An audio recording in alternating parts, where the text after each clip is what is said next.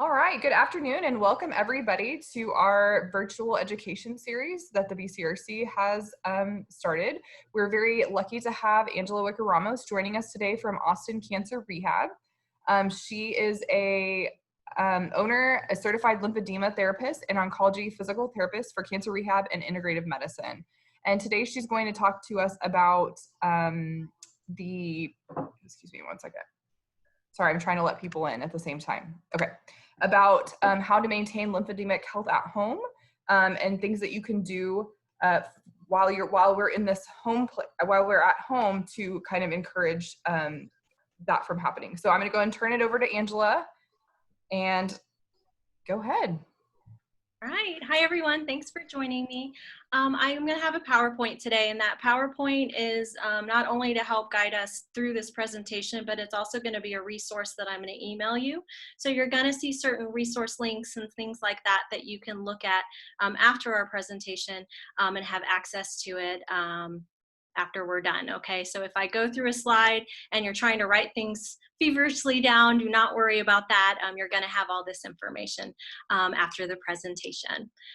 All right, so I'm gonna work on sharing the screen here. And how are we with seeing this PowerPoint? All right, great. So, one moment here. Okay, so I want to make this particular presentation relevant to everybody in the audience. And so that means wherever you are in your cancer treatment or your cancer recovery, whether you have a lymphatic disorder, lymphedema, or you've had lymph node damage or lymphatic damage from your cancer treatment, I want to make sure that I give everyone information where you're at today. And I know you guys know the gold standard for treatment for lymphatic issues is in clinic with a certified lymphedema therapist, but obviously that's not something that all of us can do at this point in time. So I want to make sure that everyone has tools to promote a lymphatic system at home and create as healthy of a lymphatic system in the comfort of your own home as possible, and have the resources you need in this very distinct situation we have right now where we are encouraged to stay at home. Trying to advance the slide. Okay. I just want to let everyone know I've been a certified lymphedema therapist in June, it'll be 13 years now. And as we learn more about research with the lymphatics, the lymphatic anatomy, as well as lymphedema itself, there's new things that we learn every single day. So what I'm going to speak to you guys about today is going to be very research-based and up-to-date on what we know currently. All right, so an outline for our presentation today. I'm going to speak to what the lymphatic system is, because it is a system that I feel is very underrepresented, and a lot of us don't really truly know what it is, how we can promote a healthy lymphatic system at home, what are some activities that you can do at home to help stimulate your lymphatic system, and then if someone were to acquire lymphedema, what is that, what treatments are out there, what treatments can be done at home, as well as what can you do to reduce your risk of getting lymphedema, or if you have lymphedema, what can you do to help decrease the amount of swelling that you're dealing with. So first of all, what is your lymphatic system? Your lymphatic system has two important jobs. It is kind of the middleman between your circulatory system and your immune system. So your lymphatic system helps move fluid through your body. You always have fluid that's moving through your tissue spaces, and that fluid is feeding your cells. That fluid is giving your cells all the nutrients they need, and also those cells are dumping what they don't need back into that fluid. So that fluid is a transportation system to help your cells. And so your lymphatic system is one of those transportation systems moving fluid through your body. Also, your lymphatic system helps produce white blood cells to help you fight disease. So it is a component of your immune system. And those white blood cells are called lymphocytes to help fight infection and fight disease. Angela, I don't know if anybody else is seeing your slides, but I'm not seeing your slides. Oh. I just see kind of a holding thing that's just cancer rehab and integrative medicine. It's just like a background, but nothing's moved at all. Okay, let me see. What is going on with that? Can you see the PowerPoint right now with the slides on the left and the, nope? No. Okay, let's figure out what's going on here. Let me, I'm gonna stop sharing your screen really quick. And then I think it's probably whenever you start sharing your screen, you have to, when the boxes pop up, pick your PowerPoint. Otherwise it'll do a default. Oh, okay. Okay, so try it again. Share, and then,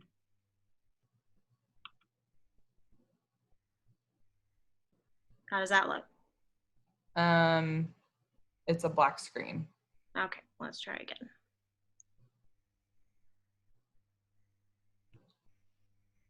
Am I the only one not seeing it?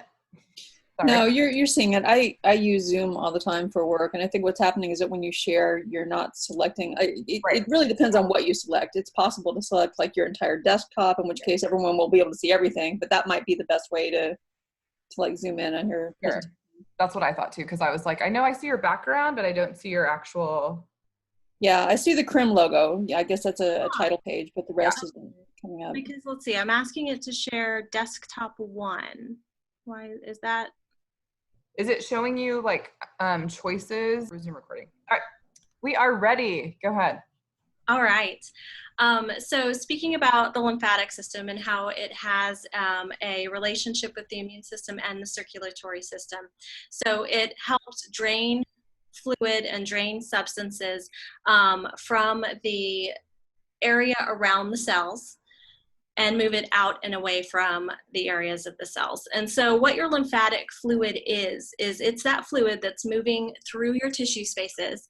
And that fluid consists of water, consists of protein, white blood cells, so those blood cells that are helping you fight infection, as well as other cells, long-chain fatty acids. So that fluid, that your lymphatic fluid is different than fluid that would accumulate, let's say, if you injured your knee. If you injured your knee and you had swelling in your knee, that type of swelling is very soft, right? It's more water-based. But your lymphatic fluid is fluid that your body is picking up and moving out of the area. And so that's a thicker sort of swelling with all these different particles in it. Next slide. So looking at this picture of the lymphatic system, everything in green are important parts of your lymphatics. First of all, we have what looks like the straws, or they actually look like arteries and veins, but they're not. They're called your lymphatic vessels. And those lymphatic vessels are the highway system or the transportation system that picks up that fluid and moves it through the body. And then all of those little dots there are your lymph nodes. So your lymph nodes are the actual filters that filter lymphatic fluid. And a lymph node, I like to think of a lymph node as a spider. So you've got the spider body, and then you've got all of the little legs, the spider legs, that are those vessels. So the fluid is moving from the spider legs through those lymphatic vessels into the actual lymph node, which is the filter that filters out toxins. Those lymph nodes also produce lymphocytes, those white blood cells, to help you fight disease. Next slide. So you have groups of lymph nodes throughout your entire body, and each group of lymph nodes is responsible for draining fluid from a very specific part of your body. You have lymph nodes in your pelvis that drain fluid from your legs and your lower abdominal and your genital area. You have lymph nodes in your armpit that drain fluid from your arm and the front of your chest and your upper back on that side. And then you have groups of lymph nodes in your neck that help drain fluid from your head and your neck. And this is important to understand the difference in the jobs of these groups of lymph nodes, because when you've had these lymph nodes damaged or removed, the area where they're not working properly and not moving fluid as well is just that region that they're in charge of. So when we're speaking about breast cancer treatment, we're speaking about this group of lymph nodes called your axillary lymph nodes. And as you all know, they have to remove lymph nodes in order to stage the cancer. So they may remove just the first few that come in contact with the fluid moving out of the tumor, and that's what's called the sentinel lymph nodes. If those are positive, then they're going to have to remove more, and that's what we call an axillary lymph node dissection. And so those lymph nodes in the armpit drain fluid from the chest and the front on that side, the upper back, as well as the arm on that side. So when we talk about risk and we talk about ways to promote a healthy lymphatic system, keep in mind that that is the region on that side that we're speaking about, is the area that has been involved with your particular cancer treatment. Next slide. So lymphatic system, you've got your lymph nodes, those filters that filter out toxins. We've got the vessels or the highway system that helps move the fluid through those lymph nodes and then out. And then we've also got what's called your thoracic duct. I like to call this the I-35 of your lymphatic system because this is the large transportation system. It runs up your abdominal area. So it runs up your belly all the way up to the area in your neck. So what this I-35 does is it is the final destination or the moving of all of your fluid up to dump it into your veins. So the lymphatic system is a one-way system, moves fluid through your body and ultimately dumps it into the veins in the neck area above your collarbone. So that thoracic duct is very important for lymphatic health. And we're going to be talking about ways to stimulate that thoracic duct in order to stimulate good lymphatic circulation. Next slide. So easy ways to promote lymphatic health. The very first is deep breathing. And why that is because of what I mentioned with that thoracic duct. When you take deep abdominal breaths, it stimulates your lymphatics. I was lucky to actually go to a seminar a few months back where we actually got to image our own lymphatics in real time. They put a dye called indocyanine green into our web space in our fingers, and that dye went all the way up the lymphatics of the arm and allowed us to image those the actual pumping action of those lymphatic vessels. And the very first thing I did when I was looking at my own lymphatics is just deep breathing. I did not move my arm, I did not move my neck, I just did that deep belly breath, and it stimulated the pumping action of the lymphatics in my arm. So it is a profound way to move lymphatic fluid through your body just by deep breathing. And again, in a moment, we're going to go through the best techniques to make that happen. Decreasing your stress. Remember that your lymphatic system is a component of your immune system. And so stress does create issues with your body's ability to fight disease. And so decreasing stress is important in promoting lymphatic health. And we'll speak to that a little further in a moment. Staying hydrated. Staying hydrated is important for lymphatic fluid to move through your body. If someone is dealing with swelling or they're dealing with lymphedema, often it seems counterintuitive to stay hydrated or to drink a lot of fluid because you're trying to help your body eliminate fluid or decrease that swelling. But you need to stay well hydrated to help move all of those. Remember, we talked about how lymphatic fluid has a lot of particles in it, right? Those cell fragments. And so you need to stay well hydrated to keep all of that moving. And then the most important way to promote lymphatic health is exercise or movement. I like to say movement instead of exercise because the intention is not to, we can't anyway right now, but not to go to the gym and do a strenuous exercise program. The intention is to move your body.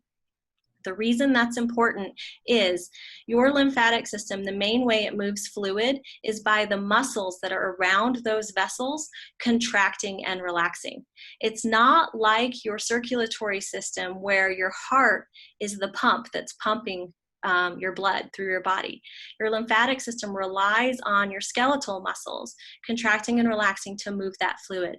So being stationary is hard on your lymphatic system. And we're going to go over in a moment good ways to introduce more movement into your daily activities to help promote that muscle pump and help promote movement of fluid. Next slide. All right, so we want to support a healthy immune system, and there's many different ways we can do that.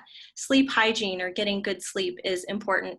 And a lot of people, when I say this, laugh at that because it's really hard to get a good amount of sleep when you're stressed or when you're dealing with neuropathy or when you're dealing with hot flashes, but we need to do the best we can. Good sleep hygiene, we're going to speak about that a little further in a second. Exercise, like I mentioned before, and then diet as well. Next slide.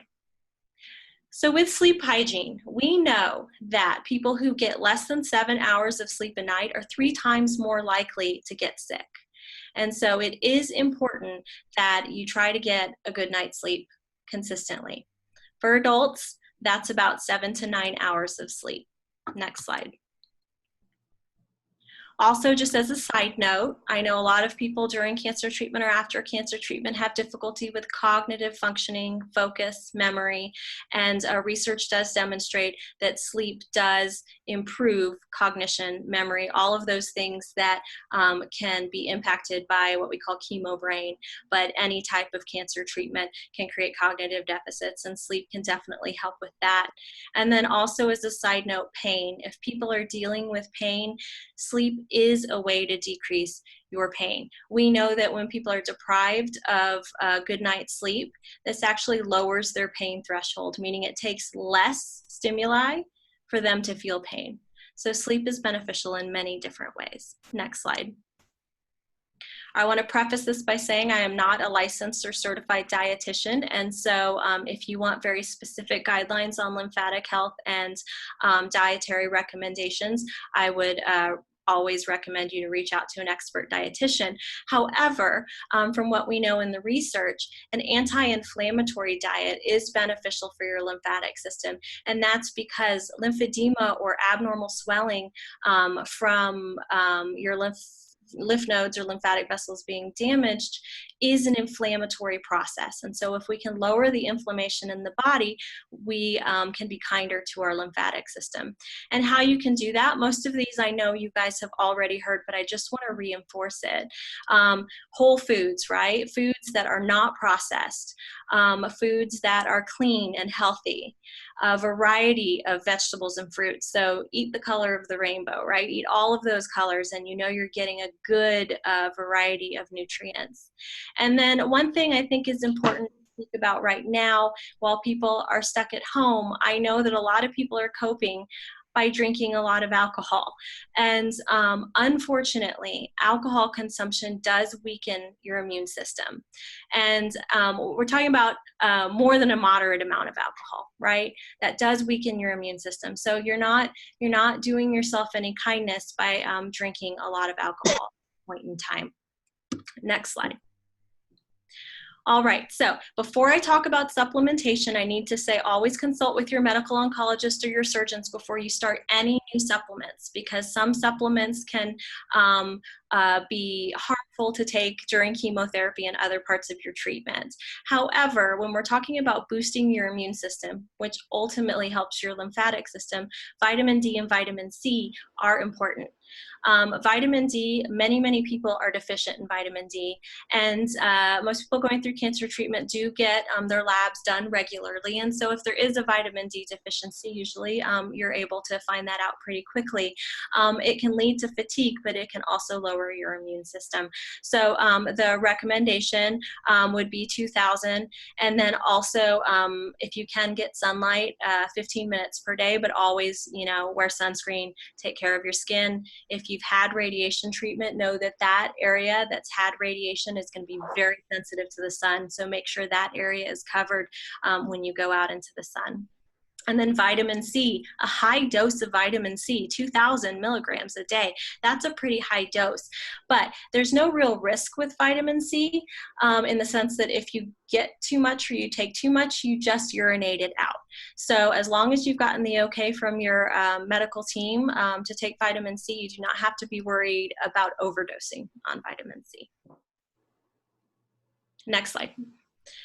So the lymphatic system and obesity, when we talk about risk for getting lymphedema or getting that abnormal swelling, one of the highest indicators of increased risk is obesity. And the reason for that is fat cells in themselves are endocrine organs, which means that they actually release hormones. And the fat cells, the hormones that they release, damage your lymphatic vessels. They cause more leakage of fluid out of those lymphatic vessels, and they decrease the ability of those vessels to contract and relax, to move fluid. And also, lymphatic fluid, when it's just sitting in the tissue spaces and not able to move, stimulates more fat cell growth. And so it's this cycle where if there's fluid that's not moving out of the area, that's stimulating fat cell growth. That fat cell growth is now stimulating injury or producing injury to those lymphatic vessels, which is increasing the swelling. And so there are ways that we're going to talk about that can help kind of halt that increase swelling and therefore decrease that issue with stimulating more production of fat cell growth. But maintaining a healthy diet, a healthy lifestyle, and physical activity are imperative for reducing your risk for getting lymphedema, as well as if you have lymphedema, it can significantly help decrease that lymphedema as well. Next slide. All right, coping strategies for stress and anxiety. This slide, I took this information from the CDC recommendations that they sent out recently because a lot of people are dealing with stress and anxiety right now, which is completely understandable. And the reason I picked this from the CDC is because when we look at this slide, all of these things are exactly what we're talking about when it comes to promoting lymphatic health as well. There is a beautiful overlap with this. The first thing, take breaks from social media, watching, reading the news. It can become overwhelming. So pick maybe one particular time of day that you do it, and then give yourself a break from it. Give yourself that mental rest. Here are the things that overlap with your lymphatic health. Take care of your body. So deep breathing, we're gonna talk about that more in a moment. Healthy eating, we just spoke about that. Exercise, plenty of sleep, avoid alcohol and drugs. Exactly the same things we were talking about when it comes to helping you promote a healthy immune system. Make time to unwind. So remember the things you like to do just to simmer down and unwind, whether it's music, dance, cooking, crafting, gardening, playing, anything like that that works for you to really center your mind, to be mindful, be present, and decrease your stress. And then connecting with others in any way possible. Even what we're doing here today is connecting with others and very helpful. And then remember, mental health practitioners are out there for you right now, and they are offering telehealth, so you are not alone. This is a perfect time to reach out to a mental health practitioner if you're having difficulty with stress or anxiety. And if you would like any recommendations, I'm here for you. You can email me. I do know several locally that are incredible and do work with the cancer population regularly. Next slide. All right, so that in a nutshell is what your lymphatics are. Now I want to talk about what you can do at home, whether you have lymphedema or you just have a damaged lymphatic system. The two things that are most important, remember, is movement and exercise, as well as helping lymphatic flow through your deep breathing. So the first thing on that bullet point is just a link to our website. And the reason that I have a link to our website is because we have, I believe it's about 19 videos at this point in time with different types of exercise programs. And there are a variety of different programs specific for people recovering from cancer treatment or people who are currently in cancer treatment. And there's many different levels. We have yoga, we have Pilates, we have cardio and fitness, we have a fitness class that's specific for promoting lymphatic movements, we have meditation. So I just have that as a resource. Again, they're all free, there's videos on our site, but they're there for you just to kind of, if you haven't gotten into a movement program or you're new to this, it's a great way to start working on it. Now, do keep in mind that I want you to be cleared by your medical doctor to start any exercise program. And if you're having difficulty getting into these exercise classes, your body's not feeling right doing it, know that there are telehealth physical therapy options for you in order to help kind of ease into an exercise program. Always listen to your body, but these are available to you. All right, next I want to show you two different ways to stimulate that thoracic duct or to help with that deep breathing. So I'm going to ask if we can put me back on video, or let's see. And let me get us back here. Elizabeth, are we able to, am I back on video right now? Okay. Yeah. All right.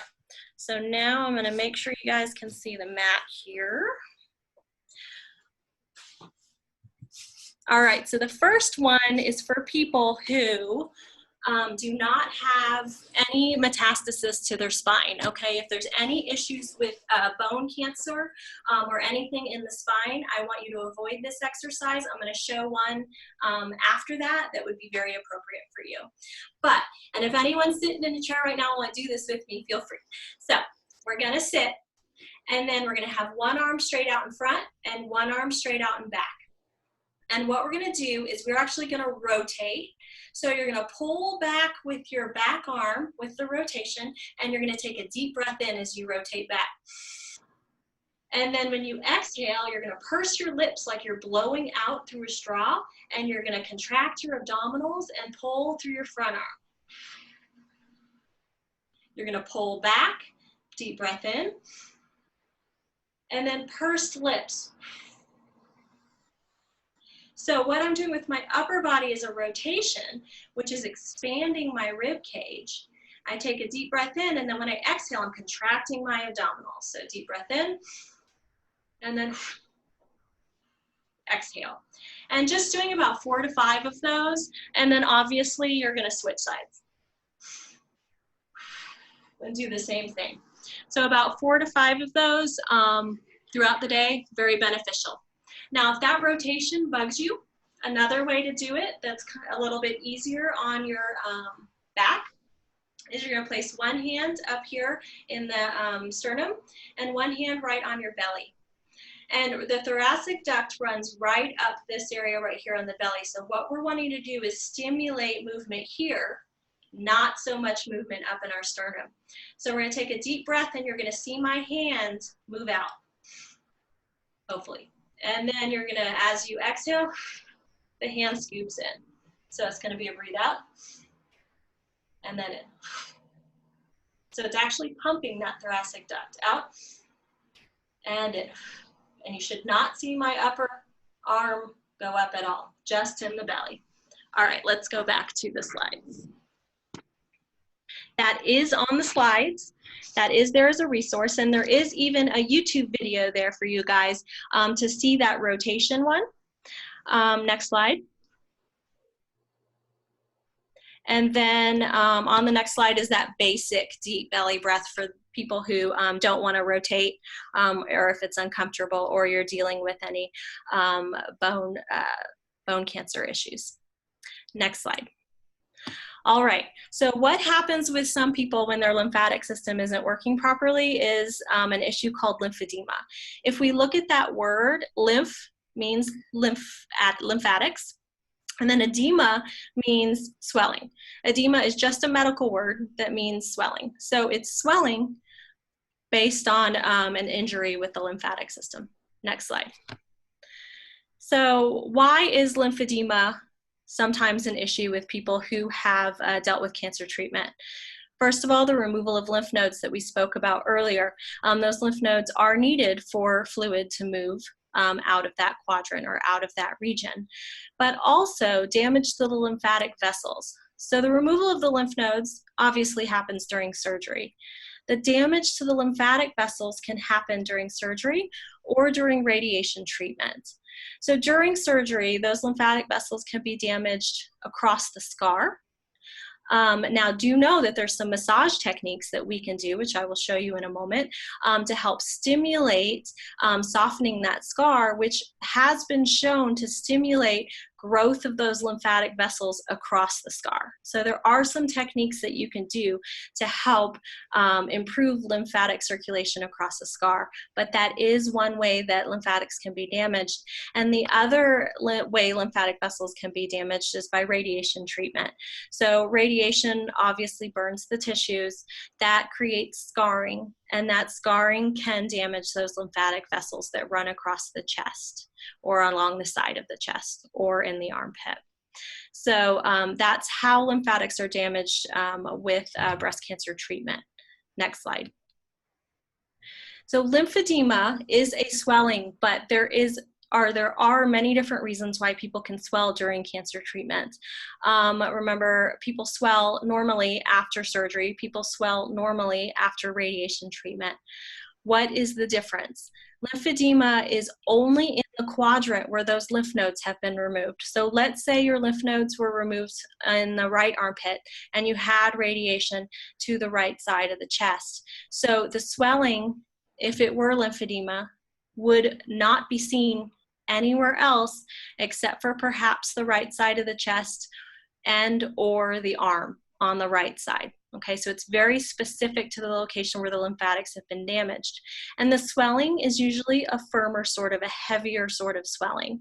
And it doesn't respond like other types of swelling, let's say like when you injure your knee, with elevation and ice. There are other things that need to be done in order to decrease that swelling. Next slide. So remember, everyone has swelling after surgery and radiation. However, this swelling should be showing a normal process of decreasing over time. It should be improving every day a little bit as you go along. Also, it should only be in the area of your treatment, not in your arm or your hand. So if you're noticing swelling in your arm and your hand, that is not just swelling from surgery or radiation. That's something that you need to reach out to your medical team and let them know. There is treatment for lymphedema, but it is important that you catch it soon, okay? Now, let's say your swelling is reducing over time and then it increases again. That is a sign that your lymphatic system is having an issue. It's not able to pick up that fluid the way it was before, and you definitely need to reach out to your medical team. Other reasons for swelling that need to be addressed, sometimes an infection, which we'll talk about in a moment, a blood clot, things like that. So anytime you're experiencing swelling that is different than what you are normally experiencing after your surgery or after your radiation, you need to reach out to your medical oncologist or your surgeon or your radiation oncologist as soon as possible. Next slide. So signs of lymphedema. Sometimes the first sign is heaviness or achiness in that arm or in that chest. You may not see swelling yet, but let's say you wake up one morning, you weren't feeling that heaviness before, and now you feel it. That could mean you're at a very early stage of lymphedema, and so you don't see the swelling, but fluid is having a hard time moving in that quadrant or moving out of that area. That is a perfect time to get in for treatment or do some of the things that we're going to talk about in a moment to really make sure that the swelling doesn't worsen. And then aching or discomfort. Remember, there are other reasons for that as well, such as infection or blood clots, so you have to reach out to your medical team. Next slide. All right, so there are various pictures here. The very first one on the top left is mild lymphedema, but it's there, right? So if you look at it, you'll see a difference in the wrist. You can see the bony areas in the wrist in her left, but not on the right. You can see the difference in the elbow area as well. This is a time where she needs to get in for treatment, so don't ignore this. And when I say get in for treatment, we'll talk about what to do now when you have to stay at home versus what you can do a few months from now, okay? The one below that one, do not be alarmed. That is someone who went without treatment, okay? So that is why timely treatment is necessary. And then the picture of the chest on the right, the reason I show this one is because— I'm actually seeing the picture. Sorry, I'm sorry to interrupt, but I don't think we're on the right side. The pictures aren't showing up. Let's see, what slide are you guys on?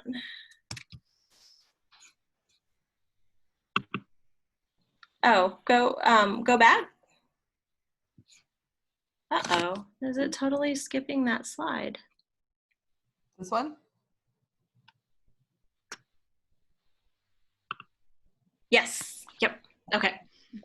So yeah, let me review really quick. Top left, that's mild. Looking at the wrist, you can kind of see the difference there. The bottom one definitely has been without treatment. And then the right side here, that one, the way that we know that she has swelling in the chest, do you see the indentation on the left chest and not on the right? So she has removed her bra and you see that indentation on one side and not on the other. That is swelling in the chest that is lymphedema. And so we often hear about swelling in the arm, but know that there can be an issue in the chest as well, and there are treatments out there for that as well. So do not ignore that. Next slide. All right, the most common cause of lymphedema in the United States is cancer treatment, and the greatest risk for getting lymphedema is the first 5 years after cancer treatment. However, the risk is lifelong, so I always want everybody just to be aware. If you see signs, definitely let your medical team know. But the greatest risk is the first 5 years, because that is when your lymphatic system is healing or recuperating from your treatment. Next slide. Prognosis. So currently there's no cure for lymphedema, but there's a lot of things we can do to keep that lymphedema at bay, to reduce that swelling. And there's plenty of research going on right now to find a cure. So there is a focus on finding a cure, but we do have a lot of tools right now to help with it. It can be managed with treatment. That being said, we're having to be a little creative with treatment at this point in time, because we want people to stay safe and stay home until they can get into clinic to see a certified lymphedema therapist. And that's what we're going to be discussing in a moment. Next slide. All right, lymphedema risk reduction. So this is based on the current research when it comes to what things, go back a slide. One more. Okay, there we are. So risk reduction practices. Risk reduction practices are, what can you do to decrease your risk of getting lymphedema? There are some things that are not within our control at all when it comes to your risk for lymphedema. And then there are other things that may help reduce your risk.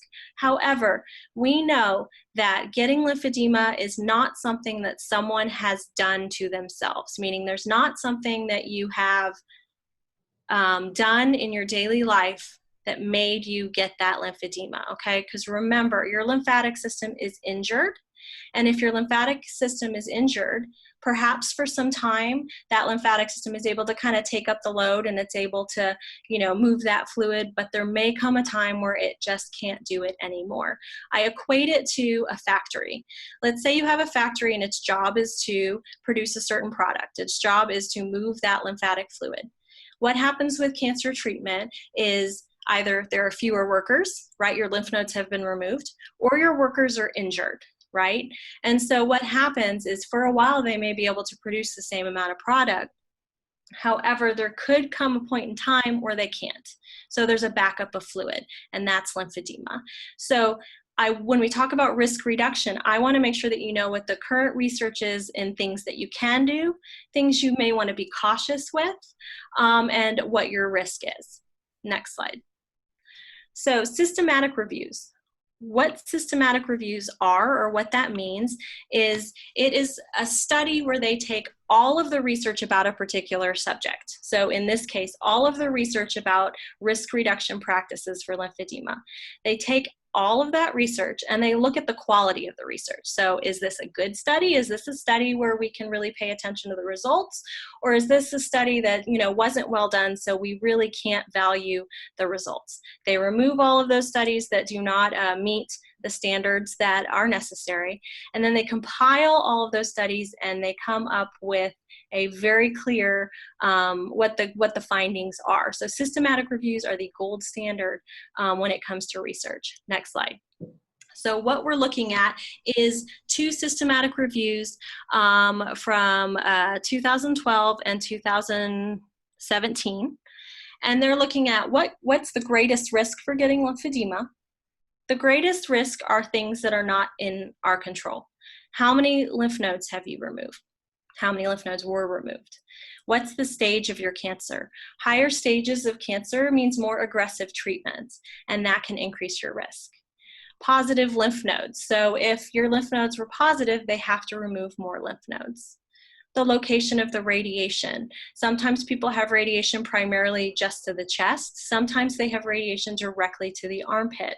Directly to the armpit can damage lymph nodes more than the area just of the chest. And then inflammation. So people who have constant infections, that can increase the risk for getting lymphedema. But again, this is something that we can't control. These are important things that had to be done in order to save your life. So it is important that those lymph nodes are removed. It's important your cancer is staged and that is treated appropriately. Next slide. Now for the good things is, first of all, so most people have probably heard, because this is an antiquated thing that's still out there, is that you don't want to lift weights that'll increase your risk for getting lymphedema. And that is absolutely incorrect, because remember what we said is that the main way that your lymphatic fluid moves through your body is by your muscles contracting and relaxing. So we want really strong muscles to create a very good pump, right? However, we don't want to injure the area. So when we're talking about risk, we're talking about lifting something heavy when your body is not ready to lift it. So let's say you haven't done any weight training, you haven't done any exercise, and now you go and you try to move your fridge. That can create trauma or injury to the area, and that can increase your risk for getting lymphedema. So it's really the injury or the inflammation. So as long as you're progressing really slowly and you're strengthening, and we're going to talk about that in greater detail in a moment, then you're not increasing your risk. You're actually lowering your risk because you're creating a strong muscle pump. Next slide. Obesity, we already spoke about. And the way obesity is defined in the literature is with body mass index of greater than 25 to 30. Body mass index is not the best way to look at obesity. However, it's the quickest and easiest way based on height and weight. And then restrictions in motion and tissue tension. So remember how we spoke about tight scars and tight tissue can get in the way of lymphatic flow or lymphatic circulation.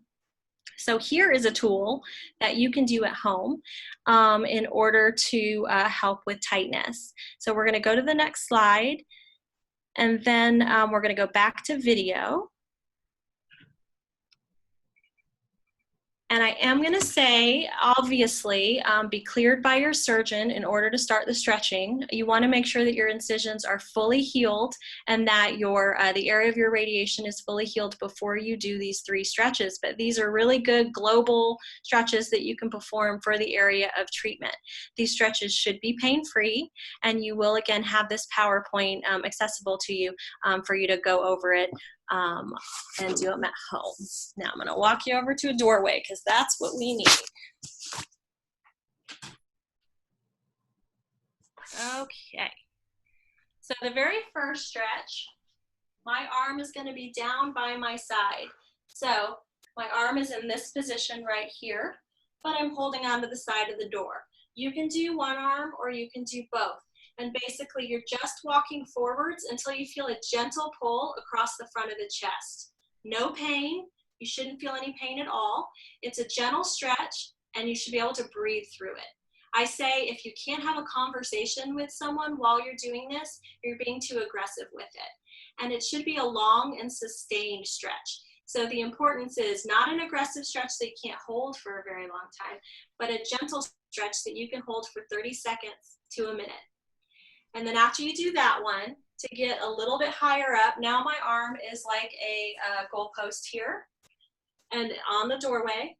And again, stepping forwards until you feel the stretch. You're going to feel the stretch a little bit higher up than you did with the previous one. Again, 30 to 60 seconds.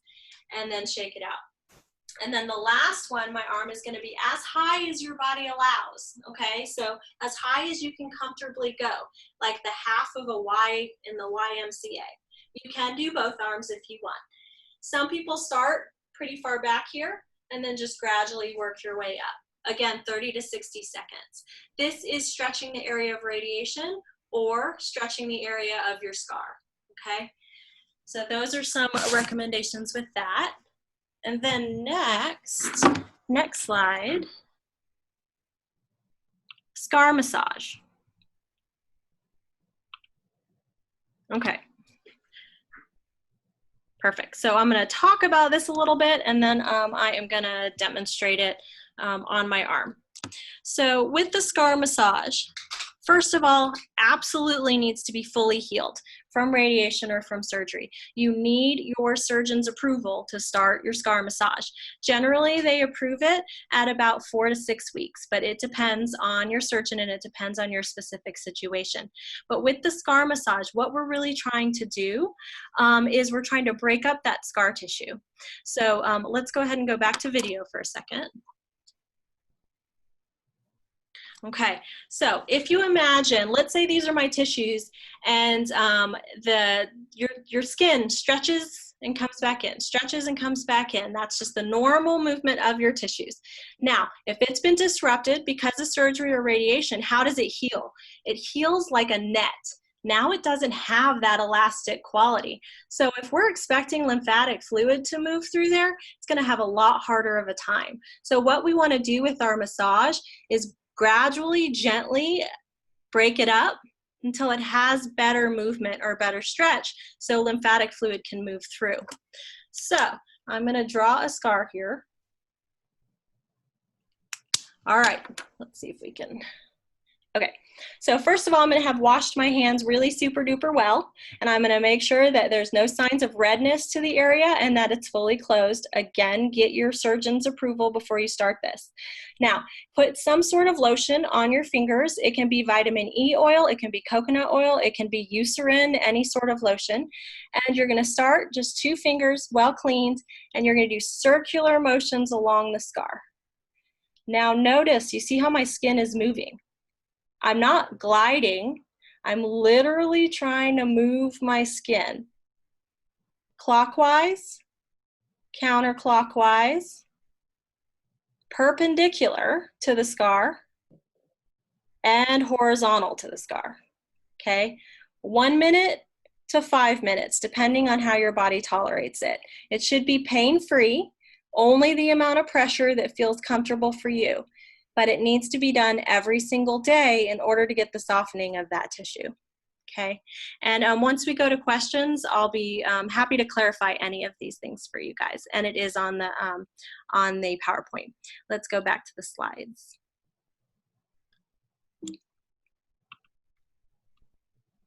All right, so next slide is talking about the power of movement and exercise for lymphatic circulation.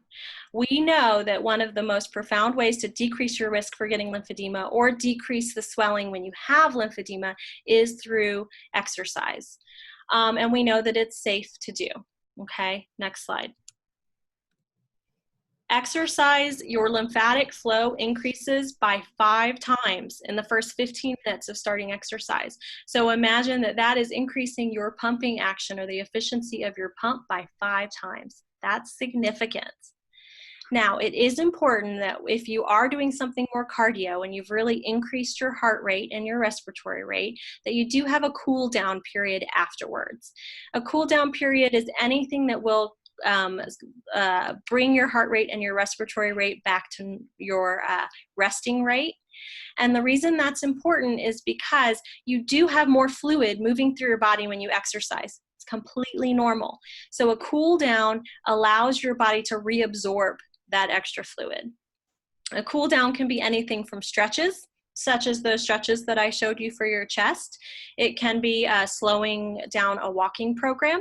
It can be gentle yoga, anything like that, just to slowly bring your body back down to your resting state. Now, when it comes to strength training again is important for your lymphatic pump, but you want to progress gently. You don't want to create any trauma to your muscles. And so you want to start with no weight and see how you do with that. Then you can go to 1 pound, and the recommendation is to progress by 1 pound weekly, as long as you're not having any excessive muscle soreness. So one thing to keep in mind is that a small can of soup is about 1 pound. A family size can of soup is about 2 pounds. So you can get creative with what you're using at home in order to start a gentle strengthening program. In order to improve muscle strength, you need to be doing some form of strengthening exercise 2 to 3 times per week. Anything less than that is beneficial from a health standpoint, but won't necessarily be bulking or strengthening your muscles. So 2 to 3 times per week with strengthening. Aerobic exercise, if possible, 4 times per week. Aerobic exercise helps with fatigue, it helps with anxiety, it helps move lymphatic fluid. So aerobic exercise is very beneficial. And again, some of those exercises we have on our website or classes do have an aerobic component to them. And then stretches daily. Those stretches that I showed you for your chest, if you have tightness in your chest, they need to be done daily to help loosen up that scar tissue or loosen up the tightening from radiation. Next slide. So general guidelines for lymphatic health. You want to reduce your risk for infection best you can, just knowing that if your lymphatic system has been injured, it's going to be harder for your body to fight infection. So if you get a scratch, make sure, or a sunburn, make sure you keep the area clean and you watch for signs of infection. You cover the area if it's an open wound. Don't restrict anything in one particular area. So, you know, don't wear a shirt sleeve that's too tight that feels like it's creating a tourniquet. Watch out for jewelry and rings. Just make sure, and bras, make sure that anything that you wear does not create too much of a restriction, because that's not allowing your lymphatics to flow very easily. Your lymphatics are very superficial. They live right underneath the skin, and they are the size of guitar strings. And so it's not hard to create a tourniquet or compress them. So just make sure that you're wearing loose clothing. And then avoid any redness or excessive redness to the skin. When your skin is red, let's say from rubbing or from deep tissue massage or from a sunburn, that redness is because there's inflammation under the skin. So you just want to try to avoid that best you can. Next slide. All right, so we're going to talk about treatment for lymphedema, as in under regular circumstances, what are the gold standard recommendations for lymphedema treatment? Next slide. It's called complete decongestive therapy, and it involves education, actually a lot of what we're going over today. It involves manual lymphatic drainage, which is a manual technique to help move fluid. It involves some form of compression, and then decongestive exercises. Next slide. Okay, so education, skincare. It's important that you know signs of infection, because if your lymphatic system has been injured, infection can spread quicker. So if you notice signs of infection, you need to let your doctor know immediately. Signs of infection include pain, swelling, redness, warmth, fever. Okay, what to do if you're noticing that? Definitely let your physician know, even if it's through a telehealth session, and they'll get you on antibiotics. And infection could increase your risk for lymphedema, especially if it goes untreated for a significant amount of time. Next slide. All right, manual lymphatic drainage. This is a very effective manual technique that you can do to move fluid out of the area. This is something that a certified lymphedema therapist will do in clinic when appropriate, but the lymphedema therapist can also teach you how to do it at home. I am not teaching you how to do this today for multiple reasons. The first reason is the pattern that you do, or the way you do it, depends on your cancer treatment, because we're rerouting fluid. So we need to know where your lymph nodes were removed, how many were removed, where your radiation treatment was, all of that, in order to give you an effective manual lymph drainage technique, but also to make sure we're not doing any harm with that. And then the other reason is, if you were to have an infection in that area or any issue like that, it could spread that infection. So I want you to know that manual lymph drainage is a treatment option out there. When we're able to go back out and about, it is something that's very effective for lymphedema treatment. And with some lymphedema therapists are offering telehealth sessions, and in that telehealth session, they are doing an evaluation. They're talking about your medical history, and they will have all of that information in order to give you a very individualized manual lymph drainage program. And so if this is something that you're needing right now, you don't have to go without, but you would need to work with a lymphedema therapist via telehealth, and then they would be able to give you a home manual lymph drainage session until you can get into clinic. Next slide. Compression. The research currently does not show that wearing a sleeve just daily on a regular basis will decrease your risk for getting lymphedema. So what we call prophylactically, or wearing a sleeve, has not been shown to decrease your risk. So we don't normally give people a sleeve unless they're at very high risk for getting lymphedema. And a sleeve is those kind of elastic looking compression garments that are on the arm and the hand. But if you are noticing swelling, then this will be a treatment option. This is something that you can be assessed for online via telehealth and be given information on how to order it yourself and how to actually take measurements and get the right garment option. So although we need to get creative with it, there are ways where we can get you an appropriate compression if needed, if you are experiencing swelling. The reason compression, next slide, the reason compression is important, it helps move fluid out of the area, it helps that pumping action, as well as it helps break down any tight tissues or scar tissue. Next slide. Okay, so if anyone in the audience has lymphedema and has a compression garment that they're using, it's important to know precautions right now when it comes to COVID and how to keep those garments and yourself safe and clean.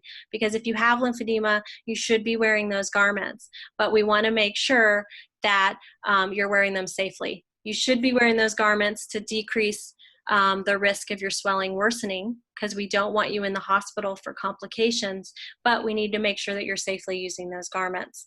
And so the Lymphatic Education and Research Network created this really, really great resource for us to talk about how we can safely use our glove and our sleeve compression right now safely.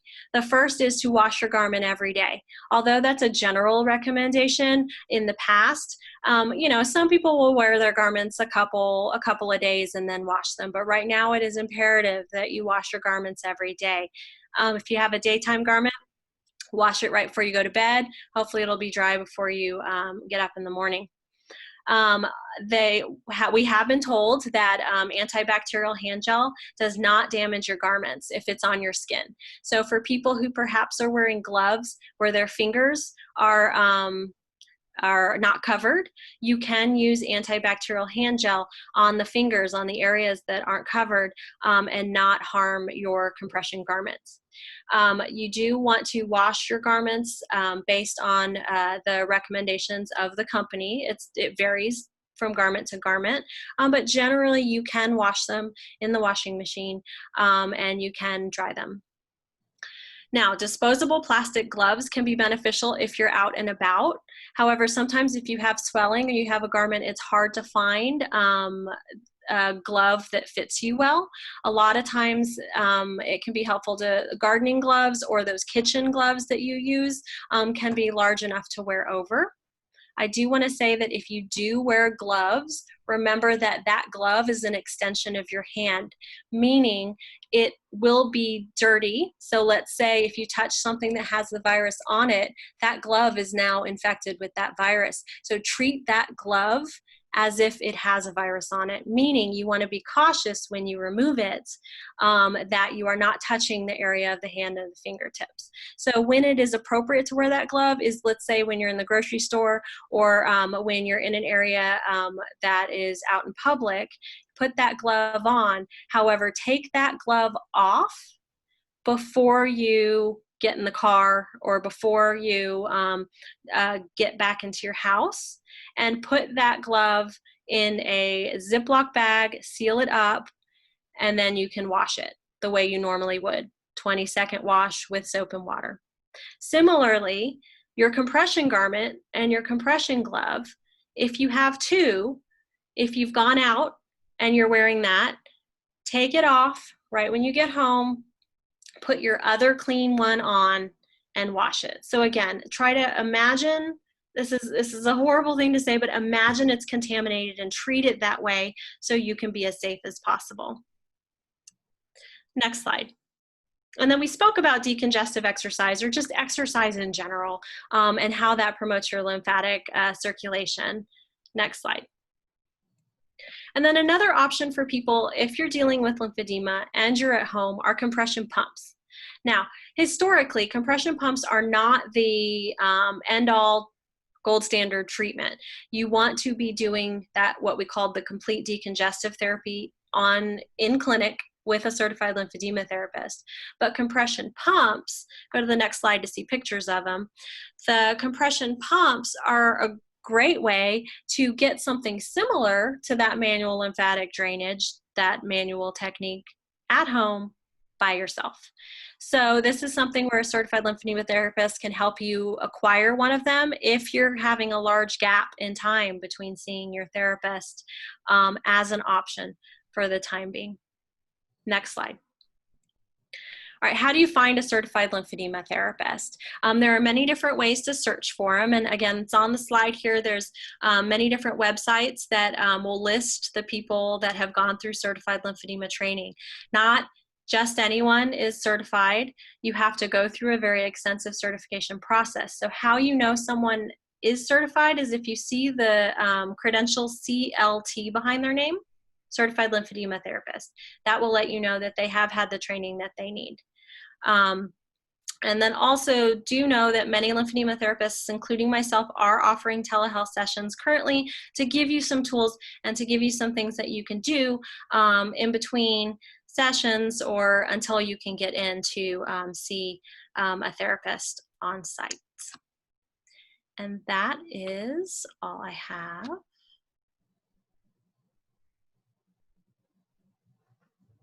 Oh, and there's my contact info. Feel free to email me any questions. Give me a call. I'm definitely here as a resource for you all. Let me put it back up there. Okay, well, I just wanted to thank you, Angela, for presenting with us today. I'm going to go ahead and stop the sharing, and then I'm going to stop the recording so that way we can go ahead and you guys can, I will open it up for questions. So give me 1 second.